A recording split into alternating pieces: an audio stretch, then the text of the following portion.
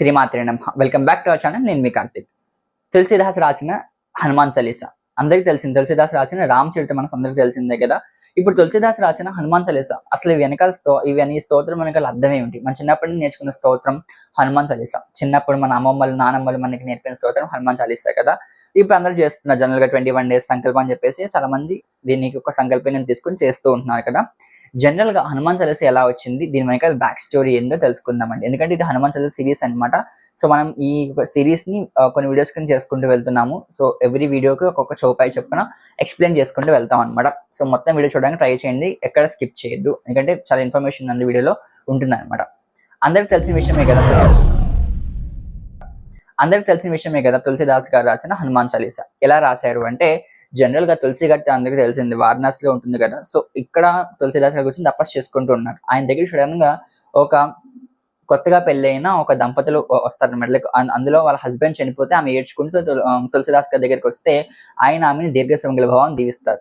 ఇది తెలిసిన వాళ్ళు అక్కడ చుట్టుపక్కల అందరూ కూడా అంటారు, ఎందుకు ఆయనను అలా దీవించారు, ఆమె భర్త ఇప్పుడే చనిపోయారు, మేము తీసుకెళ్తున్నాము అని చెప్పేసి చెప్తే తులసిదాస్ గారు అంటారు, నేను చెప్పింది కదా, ఇది రాముడు చెప్పిన మాట, రామనామ సత్యహి అని చెప్పేసి తులసిదాస్ గారు ఆ శవం తీసుకొచ్చామని చెప్తారనమాట. ఆ శవం తీసుకొచ్చేసరికి ఆయన తన కమలంలో నీళ్ళు జల్లి రామనామం తన చెవిలో 3 సార్లు చెప్తే ఆయన బతికి వస్తారనమాట అండి.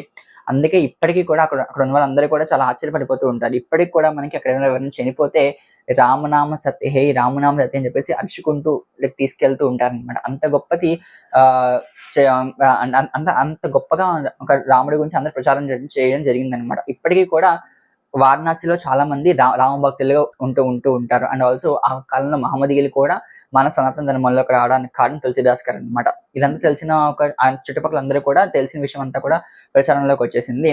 తులసిదాస్ గారు అంటే ఇష్టం లేని ఒక పర్సన్ ఉంటారు, భైరవనాథుడు అని చెప్పేసి ఒక పర్సన్ ఉన్నాడు. ఆ పర్సన్ గురించి మీ తర్వాత ఎక్స్ప్లెయిన్ చేస్తాను అనమాట. సో ఆ భైరవనాథుడు ఏం చేస్తాడంటే, అక్బర్ దగ్గరికి వెళ్ళి తులసిదాస్ అనే ఒక ఆయన ఉన్నారు, ఆయన మొత్తం మన మహమ్మదీయులందరినీ కూడా సనాతన ధర్మంలోకి మార్చేస్తున్నారు, ఇలా అయితే అసలు సనాతన ధర్మంలో ఎక్కువ మహమ్మదీయులు అయిపోతారు, మహమ్మదీ మతం అంటే ఉండదని చెప్పేసి అక్బర్కి ఎక్కిస్తే అక్బర్కి ఎంతో కోప్పడిపోతూ తులసిదాస్ని తీసుకురమ్మంటారు.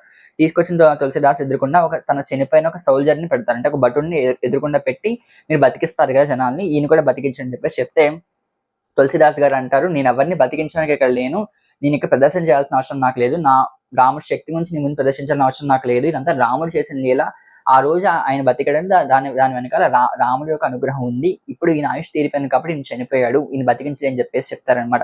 అయినా కూడా వినకుండా అక్బర్ ఎంతో లైక్ ఎలాగైనా ఈయన బతికించని చెప్పేసి చెప్తే నిర్మోహమాటంగా నేను బతికించలేను అని చెప్పేసి తులసిదాస్ చెప్తారు. అప్పుడు అక్బర్ కోపం వచ్చి, నా మాటను మీరు ధిక్కరిస్తున్నారు కాబట్టి వెంటనే మీకు జైలు శిక్ష పడుతుంది, అంటే ఉరి శిక్ష వేయండి, ఖైదీగా బంధించి చెరసాలలో పెట్టని చెప్తారనమాట. అప్పటికి చేసేసరికి ఆ చుట్టుపక్కల ఉన్న లైక్ చాలా మంది ఉపాసకులు ఉంటారు కదా, సనాతన ధర్మంలో హిందూస్ కూడా ఉంటారు కదా, వాళ్ళందరూ కూడా అంటారు, లైక్ అలాంటి ఉపాసకులు కనుక మనం శిక్షిస్తే మన రాజ్యాంగ నష్టం అని చెప్పేసి చెప్తే, ఎక్కడో తెలియకుండా కొన్ని వందల వేల కోతులన్నీ కూడా అక్కడ మొత్తం అక్బర్ ఒక కోట అంతా కూడా ఆక్రమించేస్తాయి. లైక్ అక్బర్ యొక్క సింహాసనం మీద కూడా ఎక్కువ అన్ని కోతులు వచ్చి సమూహంలో కూర్చుని పోతాయి అనమాట.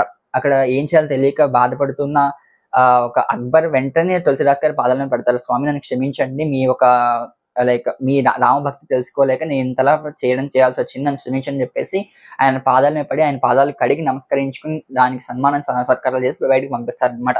ఇలా చేసేసరికి అలా బయటకు వస్తున్న తులసిదాస్ గారికి ఎంతో ఆనందంతో, లైక్ నన్ను సాక్షాత్తు రామబంటుడైన హనుమంతుడు వచ్చి కాపాడని చెప్పేసి తులసిదాస్ చాలా ఆనందంగా బయటకు వస్తూ ఉంటారు. అప్పుడు మనకి అక్బర్ యొక్క ఒక రాజ్యం ఉంటుంది, రాజ్యం మీద ఉన్న స్తంభం మీద హనుమంతుడు ప్రత్యక్షం అవుతారు అనమాట.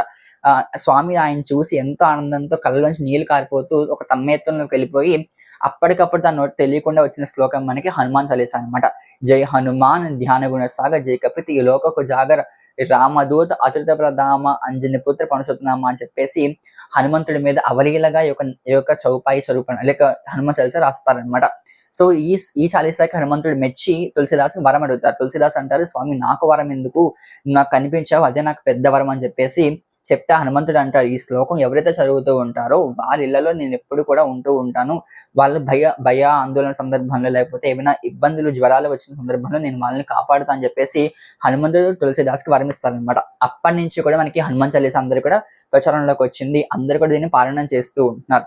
ఇప్పుడు చాలా మంది ఎక్కువ పారాయణం చేస్తున్నారు, కానీ చిన్నప్పటి నుంచి మనకి అమ్మమ్మలు నానమ్మలు నేర్పించిన స్తోత్రం ఫస్ట్ ఎవరికైనా చిన్నప్పుడైతే అందరికీ హనుమాన్ చాలీసా నేర్పిస్తారు కదా. సో ఇప్పుడు కూడా లైక్ ఇప్పటికి మనం మించిపోయింది, ఎవరికైనా హనుమాన్ చాలీసా రాకపోతే జనరల్గా నేర్చుకోవడానికి ట్రై చేయండి.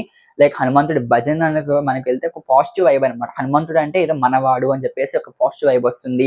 లైక్ అని తలుచుకుంటేనే మనకు మన బాడీలో చెప్పలేని ఒక ఆనందం అనమాట. లైక్ ఇప్పటికే నాకు చెప్తుంటే గుజ్బాంబ్ వస్తుంది అనమాట. అంత గొప్ప స్తోత్రం మనకి హనుమాన్ చాలీసా. సో హనుమాన్ చాలీసాని మనం వీడియోస్ రూపంలో చేసుకోబోతున్నాం అనమాట. ఒక నియర్లీ ఒక 10 వీడియోస్ లో వస్తాయి హనుమాన్ చాలీసా. సో జనరల్ గా 40 చౌపాయాలు కాబట్టి 10 వీడియోలో ఒక్కొక్క వీడియోలో 4 చౌపాయస్ చెప్పని ఎక్స్ప్లెయిన్ చేస్తాను. సో మొత్తం వీడియోస్ అన్ని కూడా చూడడానికి ట్రై చేయండి. ఒక కొత్త సిరీస్ అందరూ కూడా ఎంకరేజ్ చేస్తారు అనుకుంటున్నా. సో నెక్స్ట్ లైక్ చేయండి, షేర్ చేయండి, సబ్స్క్రైబ్ చేయడం మాత్రం మర్చిపోక మన ఛానల్ని శ్రీమాతే నమః, జై శ్రీరామ్, జై బజరంగ బలి కామెంట్ సెక్షన్ తెలియచేయండి ఒకవేళ మీరు కనుక హనుమంతుడి భక్తులు అయితే. ఓకేనా? జై బజరంగ బలి, జై శ్రీరామ్.